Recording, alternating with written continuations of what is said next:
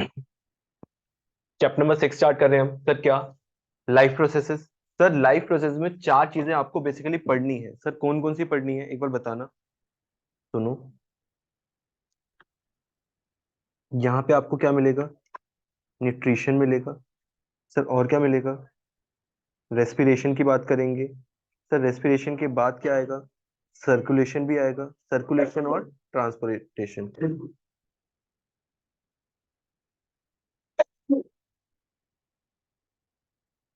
Circulation और transportation sir. Last क्या आएगा आपका? एक्सक्रीशन। सर यही चार टॉपिक है। हाँ सर। अब सर, न्यूट्रिशन बेसिकली होता क्या है? आप जो भी चीजें कंज्यूम करते हो उससे आपको क्या क्या चीजें मिली, वो न्यूट्रिशन आपके लिए। आपने जैसे पल्सेस कंज्यूम की, आपको क्या मिला? प्रोटीन। आपने जैसे पोटैटो कंज्यूम किया, आपको क्या मिला? कार्बोहाइड्रेट। आपने जैसे ऑयल सीड्स कंज्यूम किया, आपको क्या मिला? Oil, fat. तो ये सारी चीजें आपके लिए क्या है? न्यूट्रिशन है। अब न्यूट्रिशन दो टाइप का होता है, मैक्रो और माइक्रो। सुना है मैक्रो न्यूट्रिएंट्स और माइक्रो न्यूट्रिएंट्स के बारे में? वो चीजें जो आपकी बॉडी को ज्यादा अमाउंट में चाहिए वो क्या होता है? मैक्रो। जो आपकी बॉडी को कम अमाउंट में चाहिए वो क्या होगा? माइक्रो। जैसे सॉल्ट वगैरह, आप थोड़ा सा कंज्यूम करते हो, ऐसा तो नहीं है कि एक बर्नी सॉल्ट की खा लिया आपने। नहीं। जितनी आप वेजीज कंज्यूम करते हो क्या उतना ही सॉल्ट कंज्यूम करोगे? नहीं। तो डिपेंड करता है कितना आप इनटेक करते हो, उसके बेसिस पे हमने न्यूट्रिएंट्स को दो पार्ट में डिवाइड कर दिया, मैक्रो एंड माइक्रो। सर अगली चीज क्या है? एक चीज है आपकी न्यूट्रिशन। सर न्यूट्रिशन दो टाइप के होते हैं। हाँ सर। सर कौन कौन से? सर न्यूट्रिशन आपके दो टाइप के होंगे सर। कौन कौन से? एक आपका होगा ऑटोट्रॉपिक और दूसरा होगा आपका हेटेरोट्रॉपिक। सर ऑटोट्रॉपिक मतलब जो अपना खाना खुद बनाएंगे। हम्म। सर खाना खुद बनाएंगे, हाँ। और हेटेरोट्रॉपिक जो किसी और पे डिपेंड होंगे।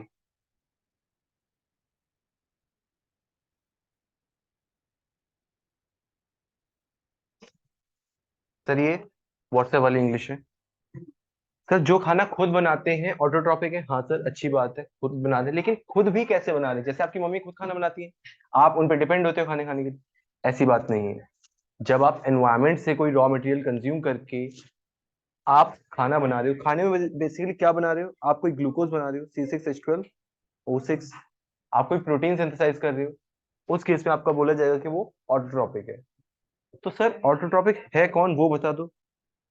प्लांट्स सर, उसके अलावा कुछ bacteria. Sir example, Archie bacteria. Sir और क्या बोलते हैं? साइनोबैक्टीरिया। सर और क्या बोलते हैं? Blue blue green algae. Sir सुनना, ये किस लिए यूज होती है बैक्टीरिया? ऑटोट्रॉपिक एग्जांपल दिए, यूज किस लिए होती है वो नहीं बता रहा हूँ सर। अगर कोई इक्वेशन पूछ ली जाए आपसे ऑटोट्रॉपिक की क्या होती है, कार्बन डाइऑक्साइड यूज करते हैं सर। और क्या यूज करते हैं वो? सर वाटर यूज करते हैं सर। और कुछ भी यूज करते हैं क्या? क्या? Presence of sunlight and chlorophyll. बना क्या देंगे वो? C6H12O6 प्लस ऑक्सीजन रिलीज करेंगे। अब एक बात बताओ, बाय प्रोडक्ट कौन है इसमें? सर ग्लूकोज बाय प्रोडक्ट है या फिर ऑक्सीजन बाय प्रोडक्ट है? सर ऑक्सीजन बाय प्रोडक्ट है। रीजन, जो चीज आप मेन बनाना चाहते हो उसके अलावा जितनी भी चीजें बन जाती हैं वो क्या है? बाय प्रोडक्ट है। आप मेनली क्या बनाना चाहते थे? ग्लूकोज। लेकिन आपको साथ साथ और क्या मिल गया? तो ऑक्सीजन क्या हो जाएगा आपके लिए? By product. तो ठीक है, कोई दिक्कत परेशानी? तो ये ऑटोट्रॉपिक की रिएक्शन है। ऑटोट्रॉपिक ऑर्गेनिज्म कार्बन डाइऑक्साइड और water as a raw material consume करते हैं, सनलाइट और क्लोरोफिल की प्रेजेंस में क्या बना देते हैं? Glucose and oxygen. सर ये ऑक्सीजन यूज कहाँ होती है? आपके रेस्पिरेशन के पर्पस के लिए। ऑक्सीजन कहाँ यूज होगी? रेस्पिरेशन। सर C6H12O6 ये कहाँ यूज होगा? न्यूट्रिशन में। क्योंकि प्लांट्स ने तो खाना बना दिया, लेकिन कुछ और ऑर्गेनिजम्स ऐसे हैं जो किसी और पे डिपेंड होते हैं खाना बनाने के लिए, खाना खाने के लिए।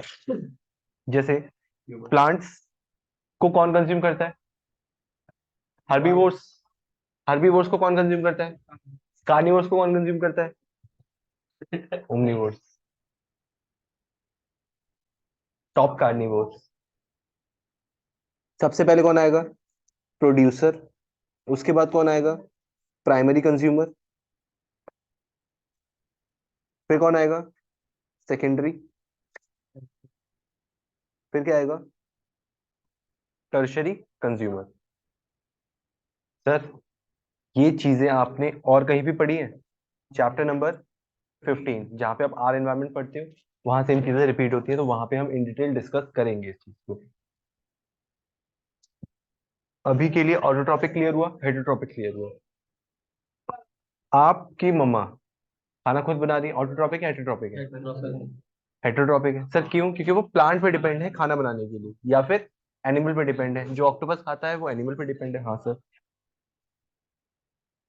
सर नेक्स्ट सुनना।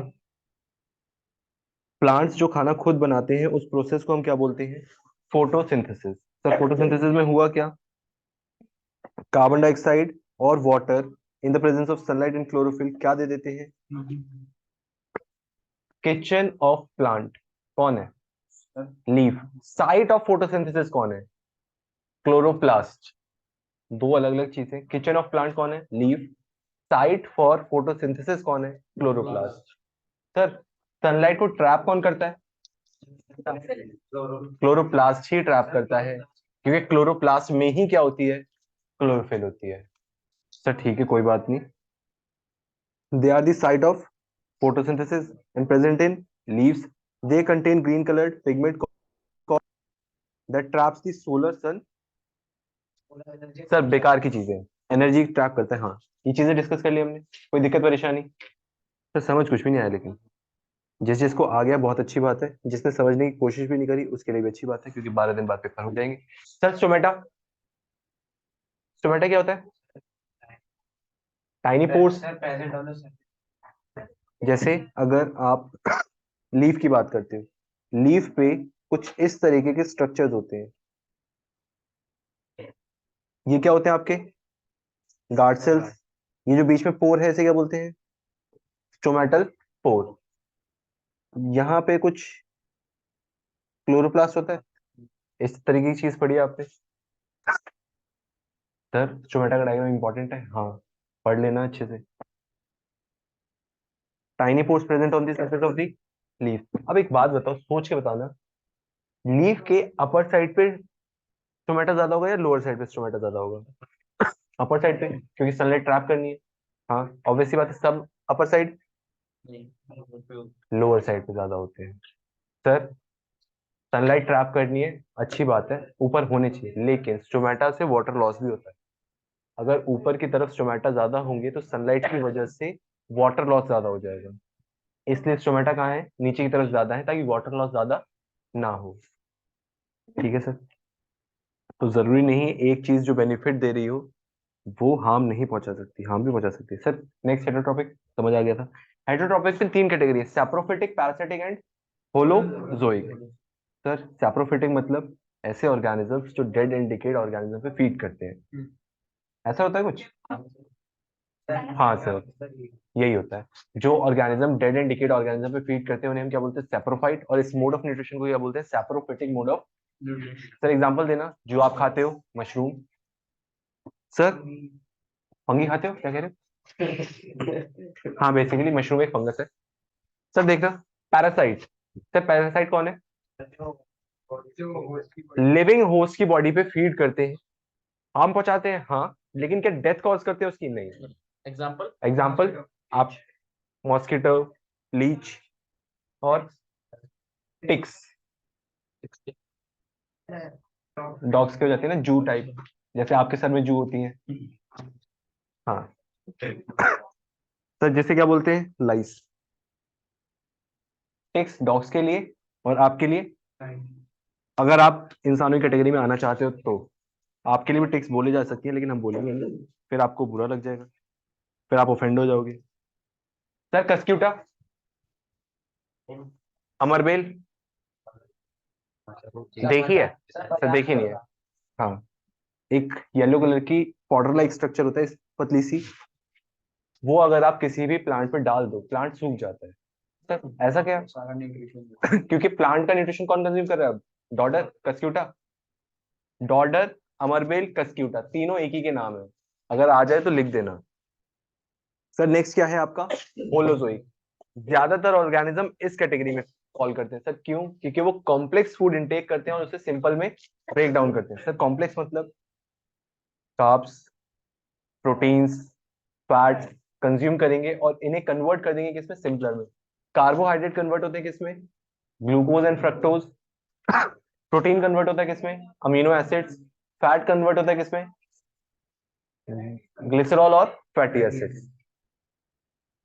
सर अब सुनना, न्यूट्रिशन इन अमीबा इतना इंपॉर्टेंट नहीं है, लेकिन एक बार ध्यान से डायग्राम देख लो और जितनी चीजें मैं बोल रहा हूँ उतनी चीजें सुन लो। अमीबा है, अमीबा के पास क्या रखा हुआ है? फूड पार्टिकल रखा हुआ है। तो सबसे पहले वो क्या करेगा? अपनी बॉडी की शेप चेंज करेगा और स्यूडोपोडिया फॉर्म करेगा। स्यूडोपोडिया क्या है? फॉल्स फीट जिसे बोलते हैं, फॉल्स फिंगर लाइक प्रोजेक्शन, जिसकी वजह से वो क्या कर रहा है? फूड को एनगल्फ कर रहा है।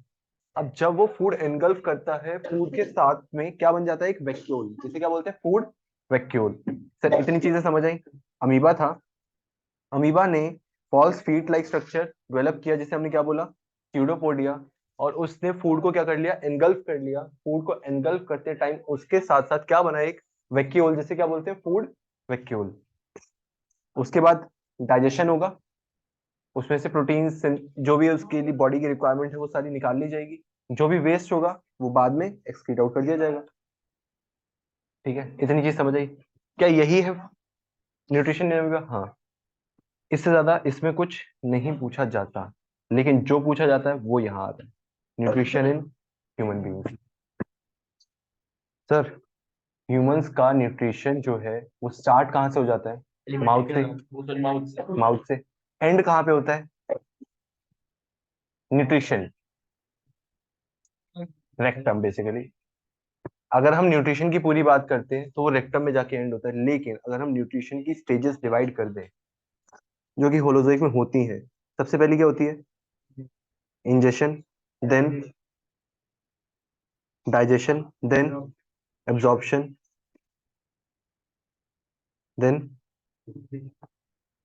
Assimilation, then egestion. अगर स्पेलिंग कहीं भी गलती हो तो वो आपकी प्रॉब्लम है, आप सही कर लेना। सर क्यों? क्योंकि एग्जाम में आपको लिखनी है।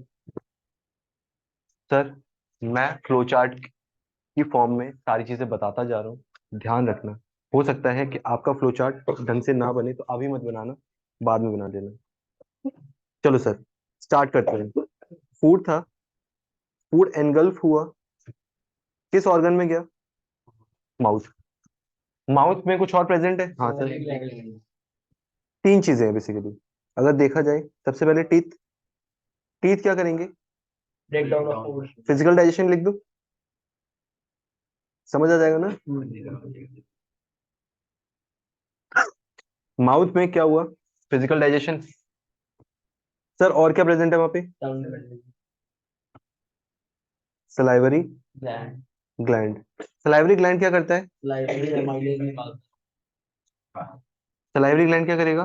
सलाइवरी अमाइलेज सिक्रीट करेगा।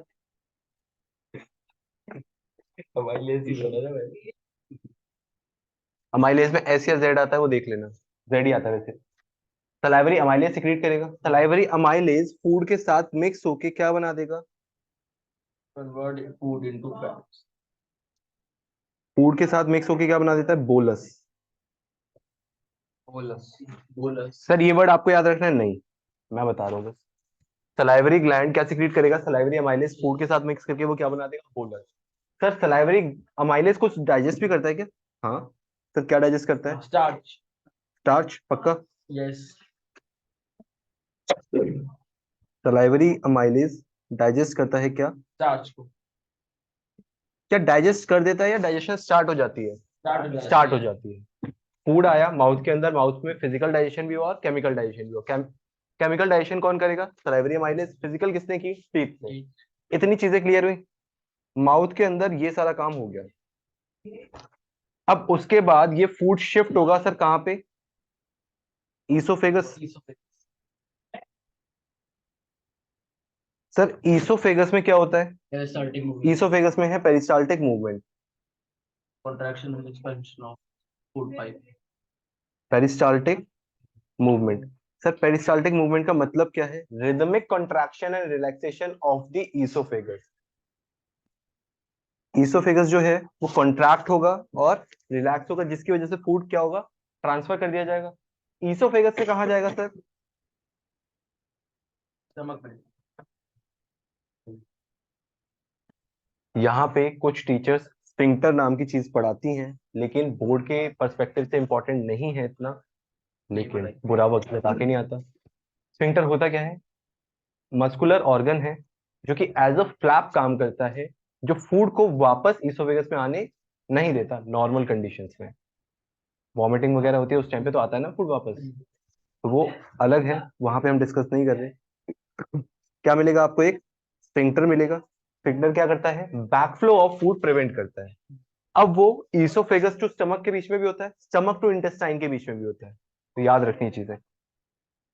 माउथ क्लियर है, ईसोफेगस क्लियर है। अब हमारे स्टमक, स्टमक में कुछ ग्लैंड होता है क्या? कौन? हाँ बहुत बढ़िया, पिट्यूटरी यही होगा, स्टमक में ही होगा तुम्हारा पिट्यूटरी। गैस्ट्रिक ग्लैंड होता है जो कि क्या सिक्रीट करता है? Sorry HCL. Gastric juice. फिर एचसीएल कौन प्रोड्यूस? गैस्ट्रिक जूस में तीन चीजें होंगी सर, क्या? एक होगा HCl, एक होगा म्यूकस। म्यूकस, एक होगा पेप्सिन। सर सुनो, इंपॉर्टेंट है। HCl क्या करता है? Kill germs and makes food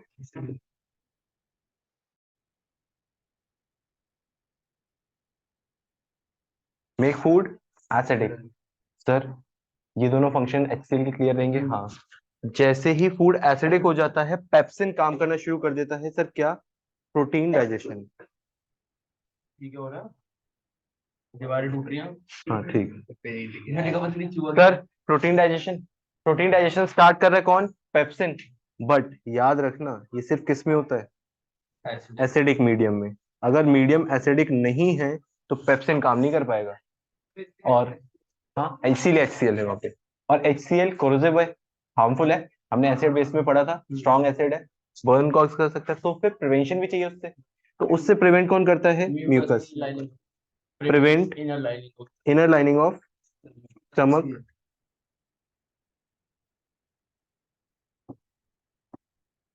from HCl। Sir तीन ऑर्गन पढ़े हमने सर, कौन कौन से? Mouth, stomach and oesophagus. तीनों के फंक्शन समझ आए। फिजिकल डाइजेशन कहाँ पे स्टार्ट हो जाता है? माउथ में। और केमिकल कहाँ स्टार्ट हो जाता है? सर केमिकल डाइजेशन कहाँ स्टार्ट हो जाता है? सर माउथ में ही। माउथ में स्टार्ट हो जाता है। Sir physical digestion sir mouth में और केमिकल डाइजेशन माउथ में जैसे ही स्टार्ट हुआ, वो फूड कहाँ ट्रांसफर होता है? इसोफेगस में।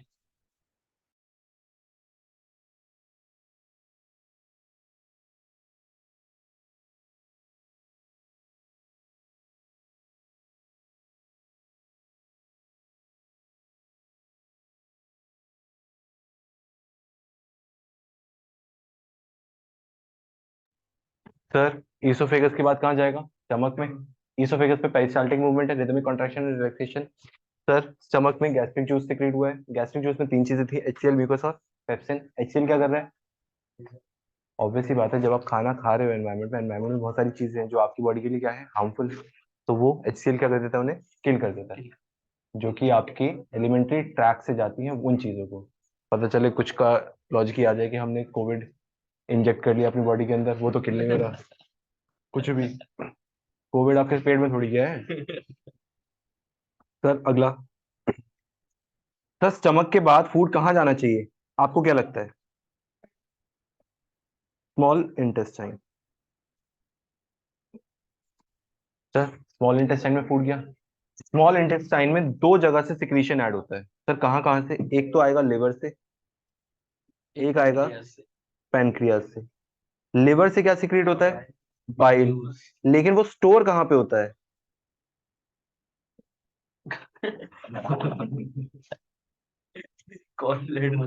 Gall bladder. सर पेनक्रियास से क्या सिक्रीट होता है? Pancreatic juice. Sir pancreatic juice तो सिक्रीट हो गया, ठीक है। अब ये दोनों कॉमन डक्ट के थ्रू कहाँ पहुंचते हैं? स्मॉल इंटेस्टाइन में। अब बाइल का फंक्शन क्या है? बाइल का फंक्शन क्या है? Emulsification of. अब यहाँ पे सी है, ऐसे देख लेना।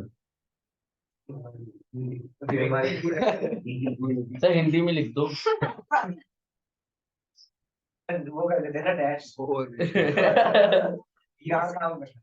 Emulsification of fat. सर और क्या करता है बाइल? Make food alkaline. किसके बारे में बता रहे हैं? मोबाइल सॉल्ट कर बाइल ही है वो। सर बाइल का फंक्शन समझ आया। उसके बाद पेनक्रियाटिक जूस था। पेनक्रियाटिक जूस में तीन चीजें आई थी सर, क्या क्या? पहला तो क्या था? ट्रिप्सिन। सर उसके बाद लाइपेज और अमाइलेज।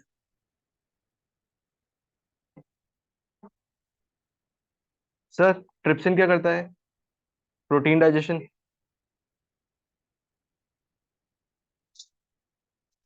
सर अमाइलेज क्या करता है?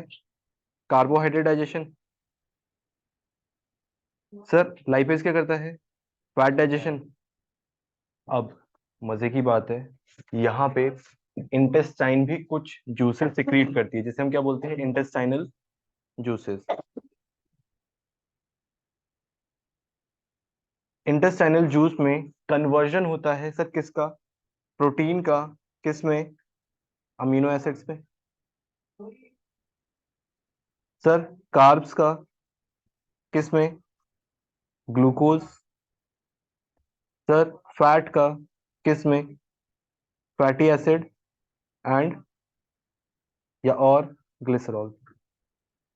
सर ठीक है, इतनी चीजें समझ आई। Mouth, oesophagus, stomach, small intestine.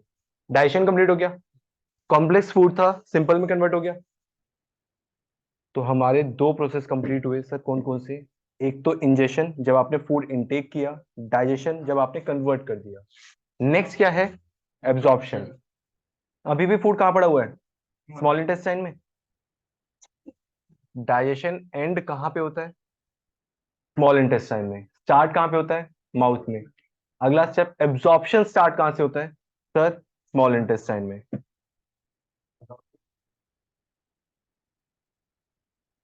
Sir absorption में क्या आएगा? स्मॉल इंटेस्टाइन में एक चीज प्रेजेंट है सर, क्या? Villi. Finger like projections, hair like projections. Sir finger like projection. Hair like cilia है, फिंगर लाइक विलय है। सर विलय प्रेजेंट है।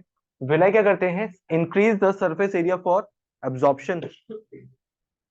Increase surface area for absorption. Sir ठीक है। स्मॉल इंटेस्टाइन में विलय प्रेजेंट है, जो क्या है? फिंगर लाइक प्रोजेक्शन है, जो क्या करते हैं? Increase the surface area for absorption. Absorption start कहां से हो जाएगा? स्मॉल इंटेस्टाइन में। मैक्सिमम चीजें जितनी भी थी, जो प्रोटीन आपके अमीनो एसिड में कन्वर्ट हुए, जो आपके कार्ब्स कन्वर्ट हुए किसमें? ग्लूकोज में, और जो आपका फैट कन्वर्ट हुआ फैटी एसिड और ग्लिसरॉल में, वो सब एब्जॉर्ब हो जाएंगे कहाँ पे? स्मॉल इंटेस्टाइन में। फिर जो भी बचेगा, मतलब इंपॉर्टेंट चीजें आपने कन्वर्ट कर ली, एब्जॉर्ब कर ली। अब जो भी चीजें बची हैं वो कहाँ ट्रांसफर कर दी जाएंगी? लार्ज इंटेस्टाइन में। सर लार्ज इंटेस्टाइन में क्या होगा? वाटर रीएब्जॉर्ब होगा। वाटर एब्जॉर्ब होगा। वाटर एब्जॉर्ब हुआ। अब आपका सॉलिड वेस्ट बचा, क्योंकि जितनी भी चीजें आपने खाई हैं, बर्गर, पिज्जा, मोमोज, चिली चटैटो, जो भी खाया है, हाँ सर, सब इंपॉर्टेंट थोड़ी है आपकी बॉडी के लिए। कुछ तो वेस्ट होगा, जो कि आप सुबह सुबह नेचर्स कॉल के माध्यम से निकाल के आओगे। सर तो ये लार्ज इंटेस्टाइन के बाद ट्रांसफर होता है कहाँ पे, रेक्टम में, एंड लास्ट में एनएस के थ्रू एक्सक्रीट आउट होता है। तो एक सॉलिड वेस्ट एक्सक्रीशन यहाँ पे हुआ न्यूट्रिशन के अंदर। पहला प्रोसेस क्या था, ingestion, then digestion, then absorption, then assimilation नहीं पढ़ा हमने, हमने डायरेक्ट क्या पढ़ लिया, इजेशन। सर एसिमिलेशन क्या होता है, जो आपका फूड एब्जॉर्ब किया गया है किसके थ्रू, विलाई के थ्रू, कहाँ पे, स्मॉल इंटेस्टाइन में, वो फूड यूटिलाइज होता है जितने भी आपके मसल, बॉडी पार्ट्स में जाता है। हाँ सभी बॉडी पार्ट पे, सभी सेल्स के पास जाता है। अगर कोई डैमेज होता है तो उसे रिपेयर करने में, जैसे कल केशव पेटा है तो उसको सही होने में टाइम लगेगा, वो टाइम कम हो सकता है अगर वो अच्छा खाना खाए, अगर वो फिर वही खाएगा चिली पोटैटो उसमें टाइम लगेगा। हाँ सर, तो यहाँ पे हमने क्या कंप्लीट कर लिया, न्यूट्रिशन इन ह्यूमन बींग्स। समझ आया। तो 4 लाइफ प्रोसेसेस में से फर्स्ट वाला हमारा कंप्लीट हो गया, दैट इज न्यूट्रिशन। सेकंड हम स्टार्ट कर रहे हैं सर, क्या, रेस्पिरेशन। रेस्पिरेशन सबसे इजी है और सबसे इंपॉर्टेंट भी है सर। कैसे, आप खाने के बिना एक बार को अपनी लाइफ इमेजिन कर सकते हैं, लेकिन सर लाइफ में मतलब एक आध दो दिन के लिए अकॉर्डिंगली जिनका मेटाबॉलिज्म जिस हिसाब से काम करता है। लेकिन क्या आप ऑक्सीजन के बिना अपनी लाइफ इमेजिन कर पाओगे 5 मिनट के लिए? 5 मिनट के लिए तो कर सकते हो। पाँच मिनट हाँ? नहीं, मैं तो नहीं कर सकता, मैं तो बता, हाँ ठीक है सर। रेस्पिरेशन बेसिकली दो टाइप का मिलेगा आपको सर, क्या, एक एरोबिक, दूसरा एनारोबिक। सर एरोबिक में क्या होता है, प्रेजेंस ऑफ, सर एनारोबिक में फिर दो केस मिलते हैं आपको, lack of oxygen and absence of oxygen. Sir presence of oxygen normal है, इस केस में क्या होगा, जो आपने ग्लूकोज स्टोर कर रखा है अपनी बॉडी में वो कन्वर्ट होगा किस में, कार्बन डाइऑक्साइड, वाटर। लेकिन किसकी प्रेजेंस में कन्वर्ट हो रहा है, ऑक्सीजन की प्रेजेंस में। तो जो आपको एनर्जी है वो कितनी मिलेगी, 38 एटीपी मॉलिक्यूल्स। सर एटीपी क्या है, एडिनोसिन ट्राइफॉस्फेट, यही आपकी बॉडी की एनर्जी करेंसी है, इसी के फॉर्म में आपको एनर्जी मिलती है। सर लैक ऑफ ऑक्सीजन आपने कहाँ पढ़ना है, आपके मसल सेल्स में।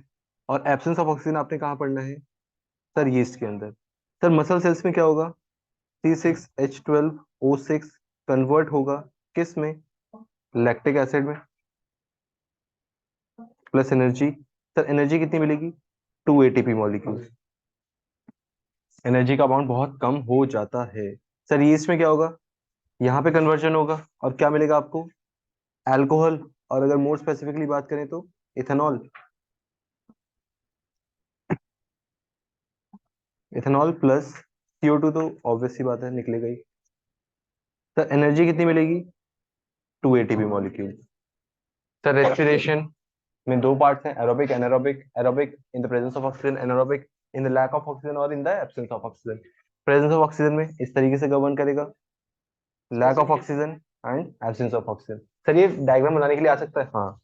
तो स्पेसिफिक डिफाइन में क्या लिखना है, लैक ऑफ एनारोबिक रेस्पिरेशन दोनों लिखते हैं, दोनों। रेस्पिरेशन इन द एब्सेंस और लैक ऑफ ऑक्सीजन। सर ये आपका डायग्राम इंपॉर्टेंट है, हाँ। तो ठीक है, यहाँ तो कोई दिक्कत नहीं। क्या प्लांट्स भी रेस्पायर करते होंगे, हाँ प्लांट्स भी रेस्पायर करते हैं। यस। प्लांट्स रेस्पिरेशन के टाइम पे ऑक्सीजन इनटेक करेंगे या carbon dioxide, sir carbon dioxide. हमने बचपन से पढ़ा हुआ है नहीं, कि प्लांट्स कार्बन डाइऑक्साइड इनटेक करते हैं, लेकिन बचपन से आपने ये पढ़ा हुआ है कि फोटोसिंथेसिस के टाइम पे वो कार्बन डाइऑक्साइड इनटेक करते हैं। प्लांट्स में दो प्रोसेस हैं सर, क्या क्या, एक तो फोटोसिंथेसिस और दूसरा रेस्पिरेशन, दो प्रोसेस है। फोटोसिंथेसिस में वो क्या इनटेक करेंगे, CO2। रेस्पिरेशन के टाइम पे वो क्या इनटेक करेंगे, O2। फोटोसिंथेसिस में क्या सिक्रीट आउट करेंगे, और यहाँ पे। तो जो रेस्पिरेशन है वो नॉर्मल है, जैसा एनिमल्स में है सेम किस में है, प्लांट्स में। लेकिन फोटोसिंथेसिस सिर्फ प्लांट्स कैरी ऑन कर रहे हैं, इसलिए वहां पे थोड़ा सा डिफरेंस आता है। दिन के टाइम पे फोटोसिंथेसिस परफॉर्म कर रहे हैं, तो उस टाइम पे कार्बन डाइऑक्साइड का इनटेक बहुत ज्यादा है कंपैरेटिव टू ऑक्सीजन। तो नेट आउटफ्लो किसका होता है? ऑक्सीजन का। नेट आउटफ्लो किसका होता है? ऑक्सीजन का। और नेट इनफ्लो किसका होता है?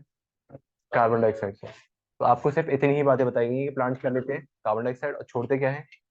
ऑक्सीजन। ये वाला पार्ट आप छोड़ के आए हो, लेकिन अब पढ़ना है। सर इतनी चीजें हो गई, क्या यहाँ पे रेस्पिरेशन खत्म हो जाता है? नहीं, अभी आपने ह्यूमंस का पढ़ा था।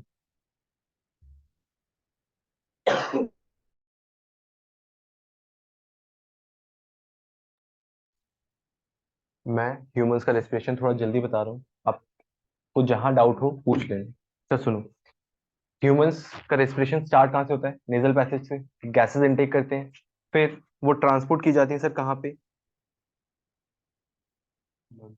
लंग्स में। लंग्स में जाने से पहले उनका जो पैसेज है वो क्या होता है? लैरिंग्स, फेरिंग्स, ट्रैकिया, या फिर pharynx, larynx, trachea. Pharynx, larynx, then trachea. PLT। Sir nasal passage से जैसे ही गैसेस इनटेक की गई, वो ट्रांसफर हुई फेरिंग्स में, देन लैरिंग्स में, देन ट्रैकिया में। सर उसके बाद bronchi, then bronchioles, then last alveoli. ये पैसेज है आपका। अब यहाँ पे क्या क्या चीजें हैं? ट्रैकिया में जो क्वेश्चन बनता है वो किसके ऊपर बनता है? Rings of cartilage. ट्रैकिया में रिंग्स ऑफ कार्टिलेज प्रेजेंट है सर, क्यों? It prevents the collapsing of trachea. जैसे ही एयर प्रेशर कम हो जाएगा, तो ट्रैकिया कोलैप्स हो सकता है। जैसे आपने वाटर पाइप्स में देखा होगा, अगर पानी उसमें से फ्लो नहीं करता तो वो पाइप कोलैप्स हो जाता है, जो आपके रबर पाइप्स होते हैं। उसी तरीके से ट्रैकिया कोलैप्स ना हो जाए, इसलिए वहां पे क्या प्रेजेंट है? Rings of cartilage. सर उसके बाद bronchi, bronchioles, branching like structure है। लास्ट में क्या आता है? एल्वेलाई। जैसा कि प्लांट्स में क्या होती है? लीव्स। प्लांट्स में मीन्स ट्रंक है, ट्रंक के बाद ब्रांचिंग हुई स्टेम्स में, स्टेम्स फिर ब्रांचिंग हुई, लास्ट में क्या मिली? लीव्स। क्या लीव्स सबसे ज्यादा एरिया ऑक्यूपाई करती हैं? और सबसे ज्यादा सरफेस एरिया भी उन्हीं के पास है। सिमिलरली सबसे ज्यादा सरफेस एरिया किसके पास है? एल्वेलाई के पास। एल्वेलाई क्या है? सैक लाइक स्ट्रक्चर है सर। इसके पास से बहुत सारी ब्लड वेसल्स पास ऑन होती हैं। क्यों होती हैं वो अभी थोड़ी देर बाद जब मैं सर्कुलेशन पढ़ाऊंगा वहां पे इन डिटेल समझ आएगा। लेकिन अभी के लिए यहाँ पे ऑक्सीजन आई, यहां से कार्बन डाइऑक्साइड अंदर जाएगी, ऑक्सीजन ब्लड वेसल्स में ट्रांसपोर्ट कर दी जाएगी। तो फिर यहाँ पे कार्बन डाइऑक्साइड ज्यादा हो जाएगी, ये कार्बन डाइऑक्साइड इसी पैसेज के थ्रू वापस चली जाएगी और एनवायरमेंट में एक्सक्रीट आउट हो जाएगी। एक आपका वॉइस बॉक्स है, एक आपका ट्यूब लाइक स्ट्रक्चर है, वो कनेक्ट ही कर रहा है बस। तो ठीक है, ब्रांचिंग है। Pharynx, larynx, trachea. एक बार जल्दी से human respiratory system go through कर लो, और बस इतना ही।